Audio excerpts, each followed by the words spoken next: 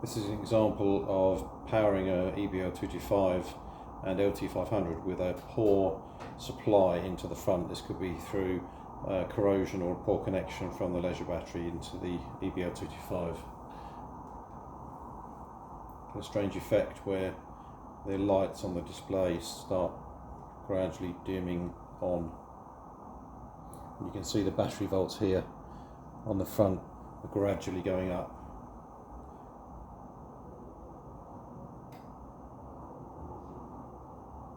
So the panel is powering up, but it's struggling because the voltage coming into it just isn't sufficient.